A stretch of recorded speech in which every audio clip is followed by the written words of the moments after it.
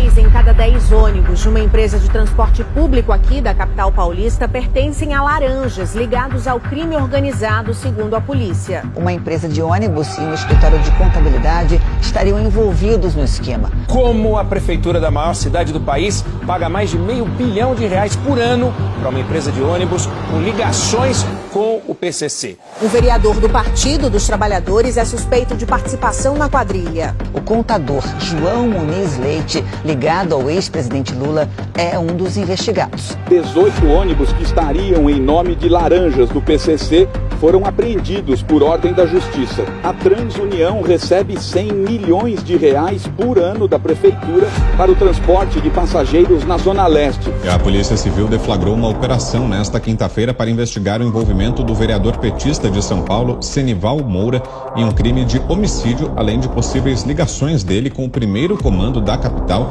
na gestão de uma empresa de ônibus na capital paulista. Segundo a Polícia Civil, o vereador Senival Moura, do PT, é um dos investigados no inquérito de lavagem de dinheiro no transporte público e também no assassinato. Gente, a Justiça Estadual de São Paulo determinou o bloqueio de R$40 milhões em bens de integrantes da facção criminosa PCC e do contador João Muniz Leite, que foi responsável pelo imposto de renda do ex-presidente Luiz Inácio Lula da Silva. Para os investigadores, existem indícios de que o contador seja coautor dos crimes de lavagem de dinheiro do PCC. João Muniz Leite, contador que fez o imposto de renda do ex-presidente Lula e que cuida da contabilidade de empresas do filho do petista, o Lulinha, é suspeito de lavar milhões de reais em loterias para o PCC.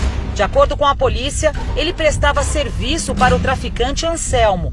Durante a Operação Lava Jato, ele prestou depoimento na condição de contador da família do ex-presidente Lula.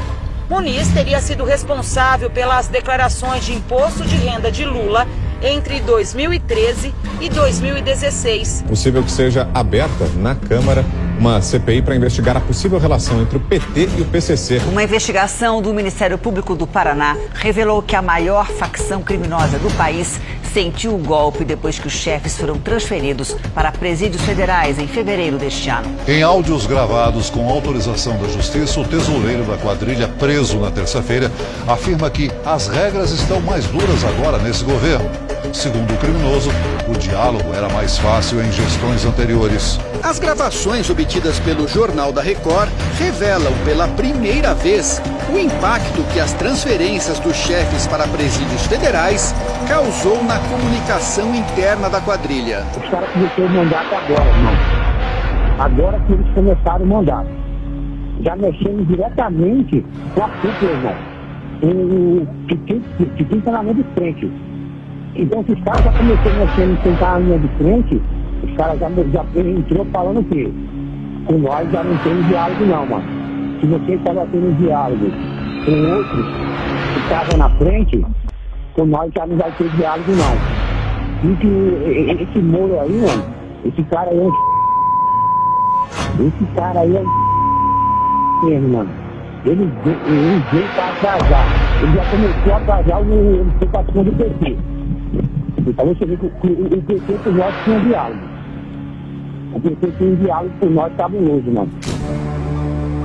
Esta mansão em Búzios, no litoral do Rio de Janeiro, era o esconderijo de luxo de Décio Gouveia Luiz, o Décio português. Braço direito de Marcos Camacho, o Marcola, considerado o líder da facção criminosa. O celular apreendido com Décio português está sendo investigado pela polícia e pelo Ministério Público de São Paulo. No aparelho foram encontradas mensagens que indicam pagamentos feitos a advogados ligados ao PT e a uma ONG do Rio de Janeiro. O dinheiro teria sido usado para mover ações no STF e na OEA, a Organização dos Estados Americanos, com o objetivo de derrubar uma portaria do Ministério da Justiça que endureceu as regras nos presídios federais. Este documento mostra que, em maio, o advogado Carlos Nicodemos, do Rio de Janeiro, que já disputou eleição para deputado estadual pelo PT, ingressou com uma petição na OEA contra a portaria do Ministério da Justiça. A ação foi movida pela ONG Instituto Anjos da Liberdade e pelo Partido dos Trabalhadores. No processo, há uma procuração da presidente nacional do PT, Gleisi Hoffmann, para o advogado Geraldo Prado atuar em nome do partido no processo. Em delação premiada à Polícia Federal, Valério relatou uma suposta relação do Partido dos Trabalhadores com a facção criminosa PCC. Marcos Valério disse que em 2005 o empresário Ronan Maria Pinto teria chantageado o ex-presidente Lula, ameaçando tornar pública a ligação de integrantes do PT com a facção criminosa e com o assassinato do ex-prefeito de Santo André, Celso Daniel. O empresário Marcos Valério citou o ex-presidente Lula como um dos mandantes do assassinato do ex-prefeito de Santo André, Celso Daniel, em 2002. Valério disse que em reunião com João Paulo Cunha, então presidente da Câmara dos Deputados, tomou conhecimento da profundidade das ameaças ao então presidente Lula, ao então ministro José Dirceu e a Gilberto Carvalho. Haja vista que o deputado professor Luizinho havia revelado detalhes sobre a morte de Celso Daniel e a existência de um dossiê sobre as arrecadações ilícitas que eram feitas pelo Partido dos Trabalhadores na Prefeitura de Santo André. Valério disse que ao participar de uma reunião com Ronan Maria Pinto, Silvio Pereira e Breno Altman, Ronan deixou bem claro que não iria responder sozinho pelos fatos e que iria apontar Lula como mandante da morte do prefeito Celso Daniel. Marcos Valério disse ainda que após 2005, Lula indicou seu homem de confiança, Paulo Okamoto, para intermediar um diálogo e que durante uma discussão, Okamoto o ameaçou, dizendo que havia muitas pessoas no PT que desejavam que fosse feito com ele o mesmo que fizeram com Celso Daniel. E que esse incidente deixou claro que havia envolvimento da cúpula do PT e do presidente Lula na morte do prefeito. Essas declarações de Marcos Valério foram dadas num depoimento ao Ministério Público de São Paulo, prestado no Departamento de Investigação de Homicídios de Minas Gerais. Na época, a polícia concluiu que o assassinato de Celso Daniel foi um crime comum, mas o Ministério Público sempre suspeitou de motivação política, uma queima de arquivo, por causa das evidências de que havia aqui, dentro da Prefeitura de Santo André, um esquema organizado de arrecadação de propina.